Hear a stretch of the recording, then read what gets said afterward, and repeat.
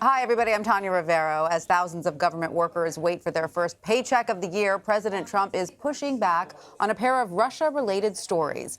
It began Friday with a New York Times report that the FBI launched an investigation into whether the president was working on behalf of the Russian government. The probe was reportedly launched in May 2017 after FBI Director James Comey was fired. The president told NBC that he let Comey go partly because of the Bureau's Russia investigation. Here's how President Trump responded to the story Monday morning. I never worked for Russia, and you know that answer better than anybody. I never worked for Russia. Not only did I never work for Russia, I think it's a disgrace that you even asked that question, because it's a whole big fat hoax.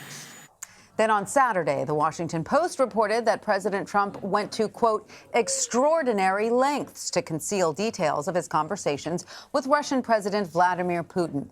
In at least one occasion, the Post says President Trump took the meeting notes from his own interpreter and instructed his linguist not to discuss what happened with other administration officials. Congressional Democrats have expressed interest in issuing a subpoena to compel the interpreter to testify. But President Trump insists the story is no big deal. I just don't know anything about it. I read it this morning. It's a lot of fake news, but I have those meetings one-on-one with all leaders, including the president of China, including Prime Minister of Japan, Abe. We have those meetings all the time. No big deal. President Trump's denials come a day before the confirmation hearings for his Attorney General nominee, William Barr. If confirmed, Barr would take over control of the Justice Department and, by extension, the FBI and the Mueller probe.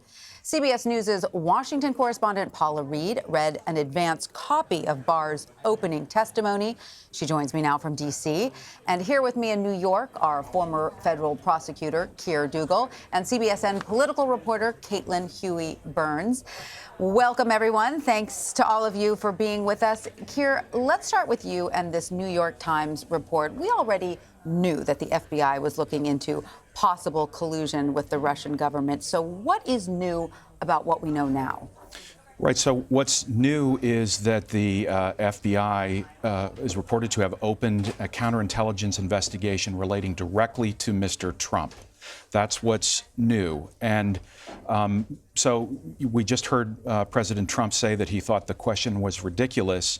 The problem is here, in particular, the circumstances. Without any disclosure of tax returns, without a divestiture of business, and the other, or effective divestiture of his business interests, the other circumstances create a very difficult spot for FBI agents when considering that question. So now we know that President Trump himself was a specific target of the investigation early on.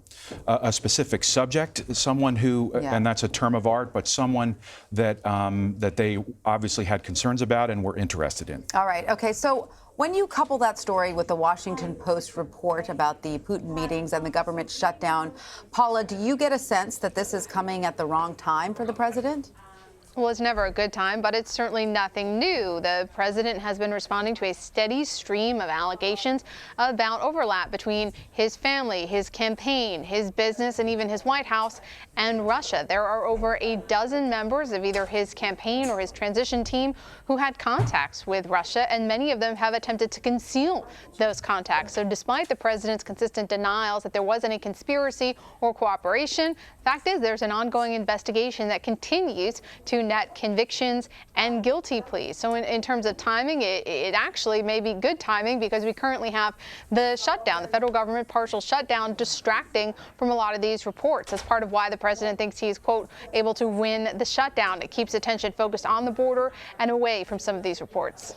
Caitlin, do you agree with that, statement of Paula's there, that this is sort of it's helpful in some ways in terms of distracting the audience? Well, the shutdown certainly does cover or take the oxygen out of the room, not only for media reports, but also for lawmakers. But I think what's really, different now in this new Congress when we're having these headlines come out is that it opens up new interests, at least public new interests for investigators on Capitol Hill. Democrats, as we know, are now in charge of the House and in charge of several key committees that will be in charge of re-engaging in some of these investigations and bringing back people and items of interest to the public, and aiming, of course, to make greater transparency around this whole process. Right. Now, as we mentioned, House Democrats are bringing back the idea of issuing a subpoena for President Trump's interpreter from the Putin meeting. So, Keir, this question is for you. Could there be an issue of executive privilege here if the interpreter says, look, I can't talk about what went on in the meeting because the president told me I can't? Well, there certainly could be, depending on which types of areas the questions relate to. So if they're private discussions with the interpreter, that potentially could be. I think it would be much more difficult to assert executive privilege for conversations between President Trump and Putin, where the interpreter was present, because those conversations wouldn't be covered by the internal deliberations and some of the other areas that the executive privilege relates to. So it would be very much looked at a case-by-case basis. In other words, if Congress said, you have to tell us what happened in that room, and the president says, no, she doesn't, it would depend on the circumstances. Correct. Oh, very interesting. All right. So now while House Democrats decide about the interpreter, Senate Democrats are preparing for William Barr's confirmation hearing. So, Caitlin, what sorts of questions are we expecting William Barr to face tomorrow? Well, first, we should note that Lindsey Graham is now the chairman of this committee. Remember, we know this committee very well because of the Kavanaugh hearings. The public was very tuned in. So he will be in charge of all of the way in which this committee is run tomorrow. But the top of interest, at least for Democrats, certainly is preserving the Mueller investigation and allowing Mueller to continue to do his job. So we expect that Barr will be asked that in a variety of different ways, protections for that probe. They also are very interested in seeing the results of whatever Mueller finds to be made public. Also, as Paula reported earlier today, Barr did release a statement to the committee saying that he'd like to be transparent. He'd like to see this through. There's going to be a lot of questions around that and kind of getting to the bottom of how he sees this Russia investigation. Also, they'll be very interested in his relationship with the president. Yes. Of course, he's got a paper trail of sorts in terms of public statements he's made and op-eds related to this. So he'll get a lot of questions about that as well. And how he views executive privilege. Exactly. Here, I want to ask you about that in a second. But first, Paula, you read Barr's opening statement. What sort of commitments does he make and not make with respect to the Mueller probe? Well, he says he wants to allow the special counsel to continue his work, and he also vows transparency for that final report. It is ultimately up to Barr if he is confirmed whether or not that final report is made public. There is no requirement for the special counsel to do anything beyond submitting a report to the Attorney General. Then up to him whether or not he wants to pass all of that or some of that off to Congress, or make all of it or some of it public. Now, Democrats in the House, they have vowed that this will be made public, even if they have to subpoena special counsel Robert Mueller to read it page by page. Now, that will likely not be the end of this. I'm sure that Barr will get lots of questions about what exactly he means by transparency, if that means releasing the report in whole or in part. It was also interesting, though, in these remarks, he notes that the president never asked him for any assurances or promises in terms of how he will handle this investigation. But he also did not mention anything about an ethics review or about possible recusal. That suggests that he does not believe that there is any reason for him to have to recuse himself from this investigation. And I am confident that tomorrow Democrats in the Senate, they will grill him on this, specifically on a memo that he sent to the Justice Department in June of last year, criticizing on one aspect of the probe, the obstruction of justice investigation. I don't know that they're just going to let that one pass.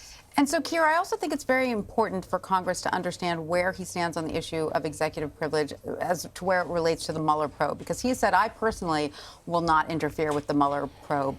But he's not made it as clear as what he would do if the president directed him to interfere with the Mueller probe, correct?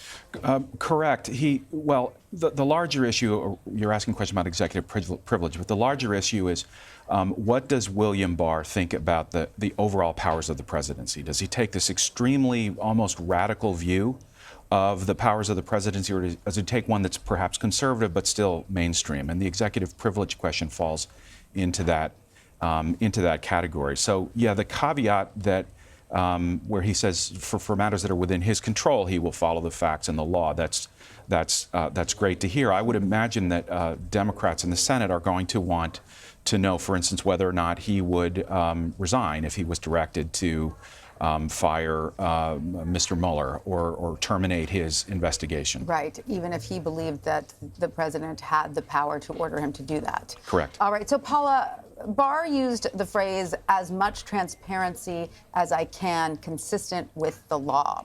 Where does the law limit transparency with something like the Mueller probe?